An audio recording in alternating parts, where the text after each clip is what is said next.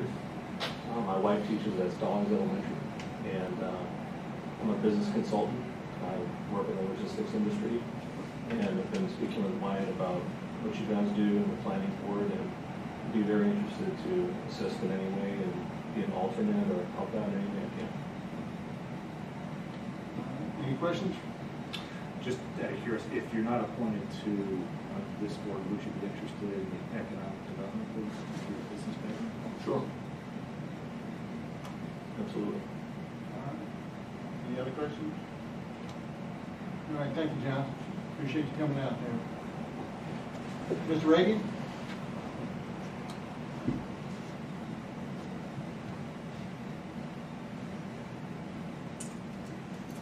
Hi, I'm Robert Reagan, 5000 Cinnamon Drive.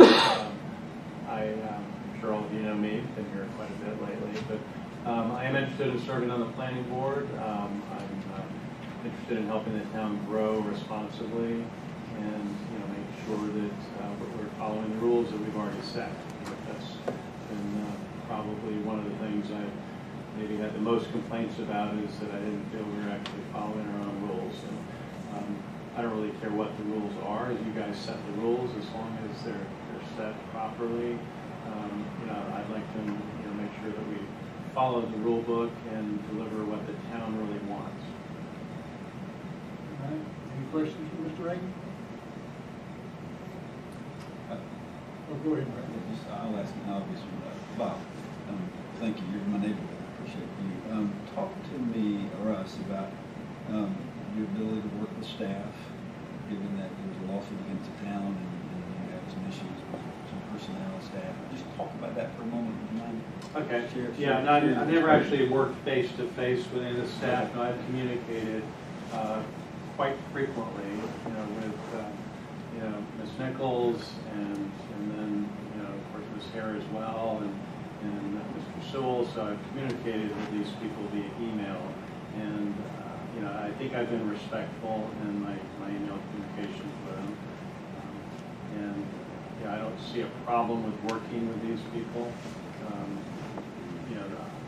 The planning board reports to the town council, and the staff supports the planning board, the way I read the article number 4, and so I don't have any issue with that. All right. Well, that was the same question I was going to ask. Appreciate you sharing your thoughts with us here, Bob. Anybody else? Any other questions? All right. Thank you, Bob. And then the third candidate is on your senior ballot there. How do you pronounce the last name?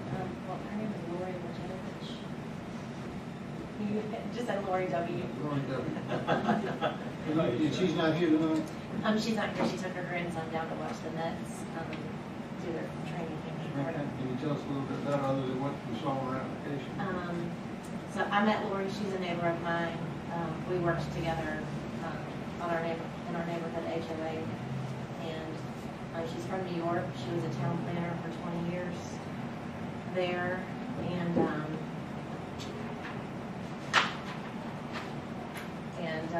her degree is in geography, and she just really said that she enjoyed what she did being a town planner, liked what she did. She's retired now, and would like the opportunity to get back into it. What neighborhood? In Fairhaven. All righty. Well, with that said, I have the tally sheet here. Aaron told me that's the way we usually do it. The mayor tallies it up. But these we're voting by ballot this time. These are public record, but they'll pass them to me, and I'll tally what.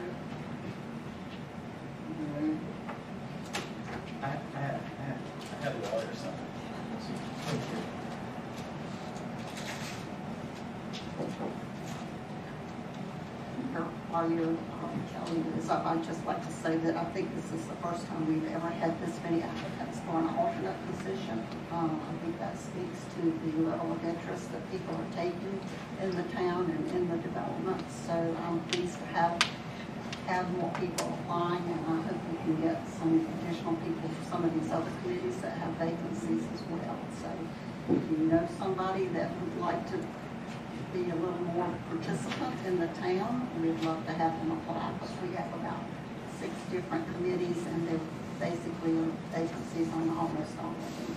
All righty, well, the vote, winner with 4 votes is Laura W. So Heather, you can let her know. And I'm sure Aaron will be in contact. John, I look forward to you being on the Economic Development Committee. And you're involved, I certainly value all the analysis you've done over the past year, and I hope that keeps coming, because it's valuable to me, and I think it's valuable to the rest of the committee. Council. I'll be around. All right, so thank you. All righty. That's it.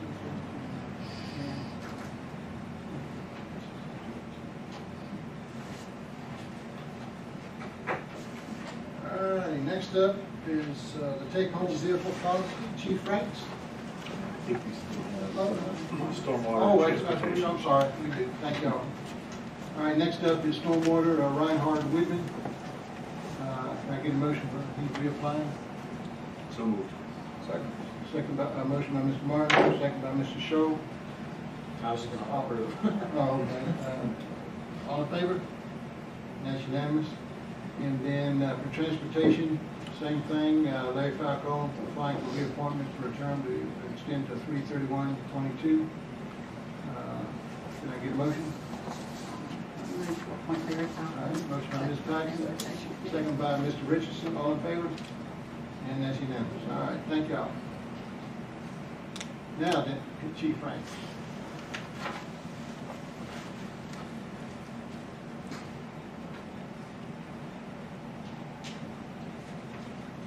Hey, congratulations on the paperwork. All good. I had to call down there because I lost it. So we sat here for a couple of weeks. Mayor, council, I appreciate you letting me speak to you tonight. Sort of the first 2 months that I was here with the police department, I spent a lot of time at night doing ride-alongs with the officers, just getting to know them, letting them get to know me. And one of the things that kept coming forward was ask, what do you need? What would you like to see? You have to be careful when you ask what do you want, or what do you need? One of the things that kept repeating as a theme was our take-home vehicle policy. Currently, the town's take-home vehicle policy says that officers are limited to a 15-mile radius. We have some officers, and I think it's 2015, are grandfathered into a 35-mile radius. So we have quite a discrepancy, and if someone's been here for a long time, they can go 35 miles. If you're newer, you can only go 15 with your take-home car. What I'd like to propose tonight is that we amend the take-home vehicle policy from 15 to 25. The grandfather clause would remain the same for those that have been here a long time. They're in that 35 mile radius, excuse me. And the rule on that is if someone that's been grandfathered into the 35-mile radius, if they were to move, they would fall to the 15 miles. So even though they're that far out, once they move to a different location, they would be under the new rule of 15 miles. My recommendation is that they would, if they move from the 35, they have to fall in that 25. And the only other thing I would like to recommend on that is that that radius extends in the state of South Carolina. I would recommend that South Carolina is exempt.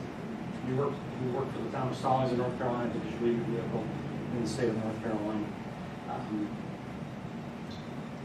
Just some of the benefits of this. I've already had some people that are interested in jobs with the Stallings Police Department ask what our vehicle mileage is. You know, when I say, well, it's 15 miles, and they're saying, okay, you know, they're just curious what it is.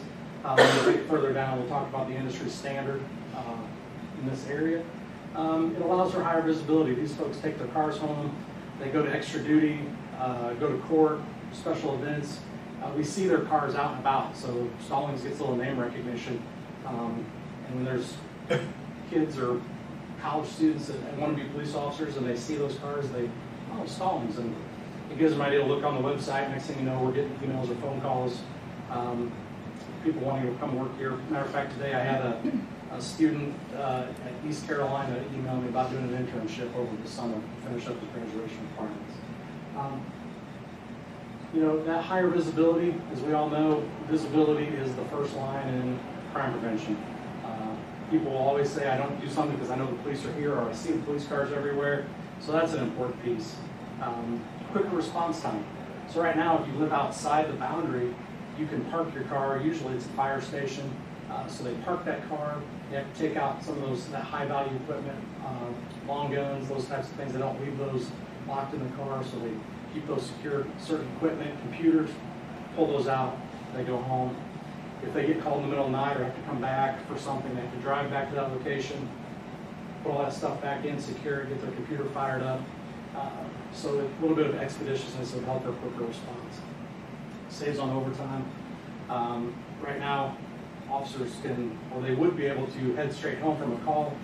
The shifts, the officers work 4:30 in the morning to 4:30 in the afternoon, and vice versa. So 4:30 a.m. if they're getting done with the call, they can head straight home, and vice versa. You know, coming in, if we have an emergency, we're calling someone in. Instead of driving to a fire station, getting their car, then coming in service, it's straight in to right to work, going straight to the call. No need to check in anywhere. They just go in service over the radio, and they're ready to go. The biggest thing for me is industry standard in North Carolina. I used a survey that Matthews had done in 2019, and this was pretty telling. And I'll read through this real quick.